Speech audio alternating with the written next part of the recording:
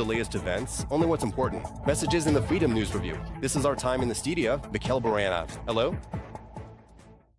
Overnight into Wednesday, Russia attacked Ukraine, launching an Iskander-M ballistic missile, as well as 146 strike drones of the Shahed, Gerbera, Tolmaz, and other types.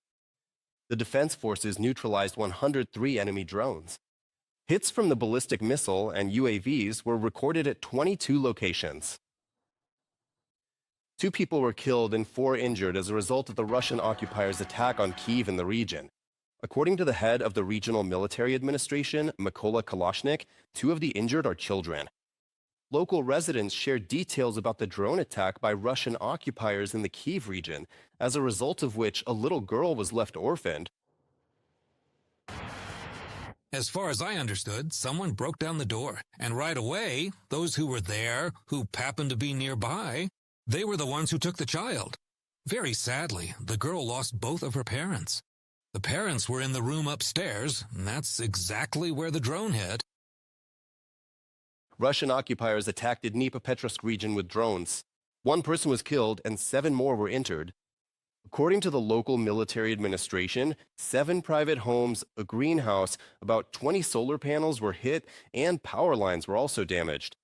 In Kryvyi Rih, the Russians attacked an infrastructure facility with ballistic missiles. Russian Federation troops shelled residential neighborhoods in Zaporizhia with rocket artillery. One of the rockets exploded in the courtyard of an apartment building. 6 civilians were injured. Cars were smashed and burned. 14 high-rise buildings were damaged. Windows and balcony doors were blown out in them. Part of the district is without electricity. More on the aftermath of the attack in our report. The residents of this apartment building woke up last night to the explosion of a Russian missile in their courtyard. The shell exploded literally right outside their windows, shattering glass throughout the building. 25. Without 25, that's a missile. Everything there is destroyed. Local residents say the blast was so powerful that the building shook as if there was an earthquake. The missile landed just 10 meters from the front wall. There's a huge crater from the explosion in the courtyard. What an explosion! The whole house shook. I almost fell out of bed. Well, of course it's shocking. It tore out a crater about 10 meters in diameter and about 4 meters deep. The explosion set the cars parked in the yard on fire. Serhiy's car was among them. It burned down completely. The missile hit the neighboring car. There's almost nothing left of that one. More than 25 cars. Up to 30. There were so many lined up there, all of them without windows, all kinds of damage. The Mitsubishi Galant, it's gone. It flew off some there. Its engine is lying over there. Look, here's the engine. It's on the awning. Medics and volunteers who arrived at the scene of the explosion provided aid to the wounded. Most of the injuries were cuts and bruises. Mainly, the wounds were things like lacerations and bruises. Strangely enough, most people were injured by curtain rods because their beds were positioned so that they were lying close to the windows. Another rocket got stuck in the ground on one of the streets. It was defused by bomb disposal experts from the State Emergency Service. Right now, utility workers are boarding up the shattered windows with wooden panels, removing debris and damaged cars from the explosion site. A warming station with hot tea and coffee has been set up. Ole Pridik and Boris Yakovenko from Zaporizhia for Frida TV channel. In Kherson, the Russian army shelled a hospital. 2 medical workers were injured, according to city officials. A shell hit the sidewalk near the medical center. As a result of the attack, the building's facade, doors, and windows were damaged. For the 2nd night in a row, the Russian army has been shelling Odesa. The Holy Assumption Monastery for men was damaged. 3 people who were on the premises sustained shrapnel wounds. The city's port infrastructure was also hit. About the aftermath of the attack, a report by Ksenia Satinskia.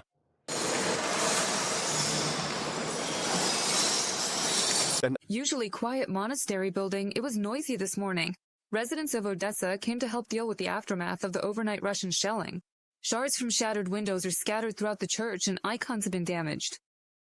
Of course, everything that's happening right now, all this horror going on in our country, you just want it all to end someday. Because in all this horror, completely innocent people are suffering. We ourselves are displaced from Bakhmut, now living in Odesa. Every single Sunday morning I come to Uksha. I make sure to bring fresh flowers and visit this peaceful place. The last time I felt pain like this was today. The last time I hurt this much was when I saw my apartment burning in Bakhmut, you understand? Firefighters are also still working on the grounds of the Holy Assumption Monastery. Since last night, an outbuilding has been smoldering, which caught fire after the Russian strike. The greenhouse and residential buildings were also badly damaged. The area is littered with glass, debris, and fragments of Shahed-type attack drones.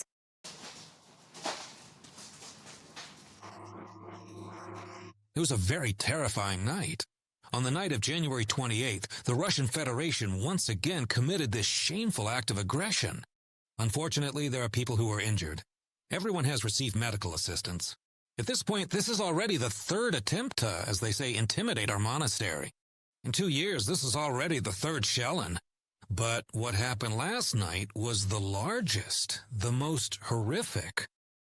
For the second night in a row, the Russian army is attacking Odessa with drones. The city's port infrastructure was also hit.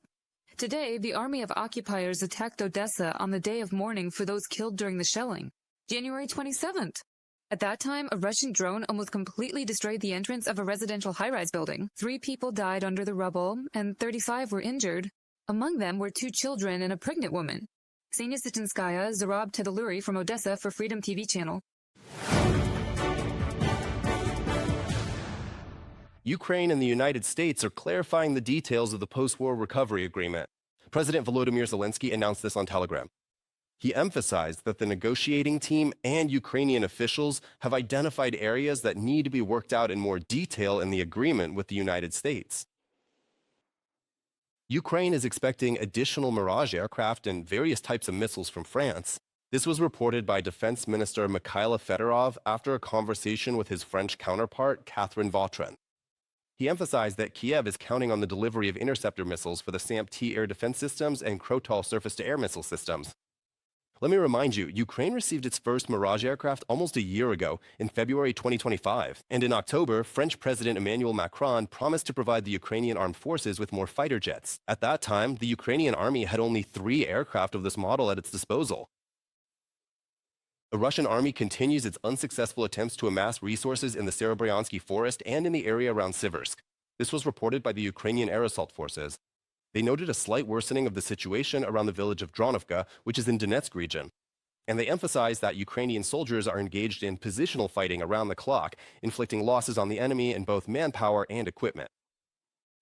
The main objective of the Russian occupiers in this section of the front remains control over the coastal areas of the Seversky Donets and securing positions on the dominant heights. The enemy's tactics remain unchanged. Small groups, 2 or more people, attempt to infiltrate the space between positions. Units of the 81st Brigade detect Russian army personnel and equipment and strike them. From a statement by the 81st Separate Air Mobile Slobozhansky Brigade of the Ukrainian Armed Forces on Telegram. In total, 105 combat engagements were recorded on the front line over the past day. The General Staff of the Ukrainian Armed Forces reported that the most difficult situation remains in the Pokrovsk direction. There, Ukrainian defenders repelled 32 assaults by Russian occupiers. 22 in the Huliapol sector, 11 in the Kostiantinovka sector, and 6 in the Alexandrivka sector. The situation in the southern Slobozhansky direction was described by the Joint Forces Group. They noted that Ukrainian soldiers are steadfastly holding back the enemy's advance. In the southern Slobozhansky direction, the enemy tried to break through the Ukrainian defenses in the areas of the settlements of Prilipka and Vovchansky Hutorai. The defense forces continue to inflict losses on the occupiers in both manpower and equipment, wearing down the enemy along the entire line of contact. Over the past day, the Ukrainian Defense Forces eliminated 690 Russian occupiers. Thus, according to the General Staff of the Armed Forces of Ukraine, the total combat losses of Russian troops in Ukraine have already exceeded 1,236,000 soldiers. In addition, 4 armored vehicles, 22 artillery systems, 1 enemy MLRS, and 79 units of automotive and special equipment were destroyed the previous day. The General Staff of the Armed Forces of Ukraine reported a strike on the Hokolskaya oil depot in the Voronezh region. The ignition of petroleum products has been confirmed, and thick smoke is observed. The results of the recent strike on the Taman oil and gas terminal in Krasnodar Krai have also been clarified. The fire covered more than 6,000 square meters. 3 storage tanks were seriously damaged. In addition, Ukrainian defense forces struck targets in the temporarily occupied territories as well. In Donetsk region, concentrations of enemy personnel and a UAV command post were hit near Velika Novosilka, as well as in Shakove and Krigorovka. An enemy ammunition depot was also blown up near Nizhnya Divanka in Luhansk region. Enemy personnel concentrations were hit near Hulyapole in Zaporizhia region, and a battalion command post was struck near Berezove in Dnipropetrovsk region. In addition, a strike was recorded on a concentration of enemy personnel in the settlement of Kolatilovka, Belgorod region, Russia. The occupiers' losses are being clarified from a report by the General Staff of the Armed Forces of Ukraine on Telegram. Flags were lowered at all train stations across Ukraine in memory of the passengers who died on the train attacked by Russian drones, January 27th. This happened in Kharkiv region. The Russian army launched attack drones at a passenger train. At that moment, there were about 200 passengers in the train cars. At least 5 people were killed. Fragments of several bodies were also found. The exact number of victims will only be known after DNA tests. Ukrainian President Volodymyr Zelensky called this attack terrorism and urged world leaders to increase pressure on the Russian Federation. Russia must be held accountable for what it is doing. And this means responsibility, not just for the strikes against our people, against our lives, but for the very ability to carry out such attacks. The Russians have significantly increased their capacity to kill and terrorize. They are investing in the advancement of terror. And it is our cause. And this is what should unite all decent people in the world to ensure progress in protecting life.